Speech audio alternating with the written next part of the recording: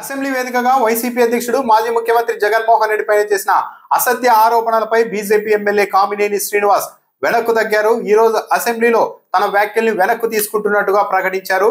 తన వ్యాఖ్యల వల్ల కొందరు అపార్థం చేసుకుని వివాదానికి దారితీశాయి కాబట్టి ఆ వ్యాఖ్యల్ని రికార్డుల నుంచి తొలగించాల్సిందిగా డిప్యూటీ స్పీకర్ రఘురామకృష్ణంరాజును కామినేని శ్రీనివాస్ విజ్ఞప్తి చేశారు.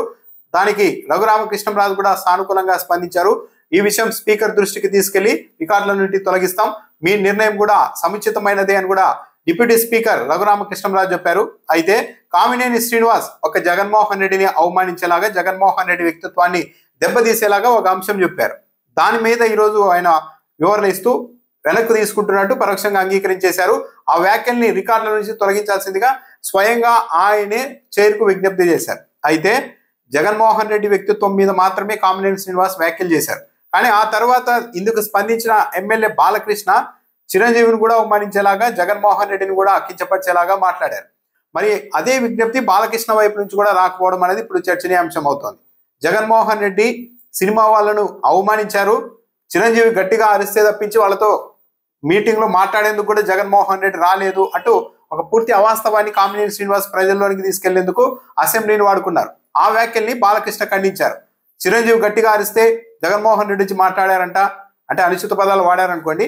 ఆయన చెప్పింది ఇది, చిరంజీవి గట్టిగా అరిస్తే ఆయన వచ్చి ఈయనతో మాట్లాడారంట, ఇదంతా అబద్ధం అని చెప్పారు. అంటే కామినేని శ్రీనివాస్ చెప్పింది పచ్చి అబద్ధం అని, జగన్మోహన్ రెడ్డి సినిమా హీరోలను కించపరిచారన్నది పచ్చి అబద్ధం అని పరోక్షంగా ఆ రోజు బాలకృష్ణనే వ్యాఖ్యానించారు. అయితే ఆ క్రమంలో చిరంజీవిని అవమానించేలాగా బాలకృష్ణ వ్యాఖ్యలు చేయడంతో పాటు, అయితే బాలకృష్ణ మాత్రం తన వ్యాఖ్యల్ని ఎందుకు వెనక్కి తీసుకోవడం లేదు, ఎందుకంటే ఆయన మంత్రి దుర్గేష్ ను కూడా కాస్త బెదిరింపు ధోరణిలోనే మాట్లాడారు, వేలు చూపిస్తూ. మరి ముఖ్యమంత్రిని కలిసే సినీ ప్రముఖుల జాబితాలో నా పేరును 9వ స్థానంలో ఉంచారు, ఎవడు వాడు నా పేరును 9వ స్థానంలో ఉంచింది అని నేను మంత్రిని అడిగాను అంటూ డైరెక్ట్ గా కూడా మాట్లాడారు. ఆ వ్యాఖ్యలు ఇంకా పెద్ద దుమారం రేపాయి. మెగా ఫ్యాన్స్, చిరంజీవి అభిమానుల్ని చాలా బాధించాయి. దానిపైన మాత్రం బాలకృష్ణ వెనక్కి తీసుకోలేదు. కామినేని శ్రీనివాస్ మాత్రం వెనక్కు తగ్గారు. ఆ వ్యాఖ్యలను రికార్డుల నుంచి తొలగించాల్సిందిగా కోరారు. అంటే పరోక్షంగా జగన్మోహన్ రెడ్డి మీద పరిస్థితులన్నీ అనుకూలించి ఉంటే ఇంకో నిందను, ఆ రోజు సినిమా వాళ్ళందరినీ పిలిచారు కానీ జగన్మోహన్ రెడ్డి వాళ్ళని కలిసేందుకు ఇష్టపడలేదు, చిరంజీవి గట్టిగా అరిస్తే అప్పుడు జగన్మోహన్ రెడ్డి భయంతో అక్కడికి వచ్చేశారంటూ ఇంకో అసత్య ప్రచారాన్ని సుదీర్ఘంగా ఏళ్ల తరబడి ప్రజల్లోనికి తీసుకెళ్లాలన్న ప్రయత్నం చేశారు. కానీ అదంతా బెడ్సి కొట్టేసరికి కామినేని శ్రీనివాస్ గారు అయితే ఈరోజు రికార్డుల నుంచి తన వ్యాఖ్యల్ని తొలగించాల్సిందిగా కోరారు. మరి బాలకృష్ణ మాత్రం ఇప్పటికైతే ఆ పని చేయలేదు.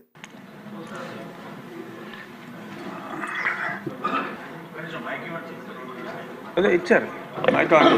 మొన్న సభలో నేను ప్రస్తావించిన కొన్ని విషయాలు అపార్థాలకు దారి చేసిందనే అభిప్రాయం కలిగింది.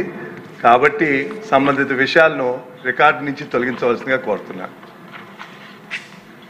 తప్పకుండా మీ అభ్యర్థనని స్పీకర్ గారికి విన్నవించి తదుపరి చర్యలు తీసుకుంటాం. సముచితమైన నిర్ణయమే. మీ అభిప్రాయాన్ని తప్పకుండా గౌరవిస్తామని చెప్పి సభకి తెలియజేస్తాను. ధన్యవాదాలు.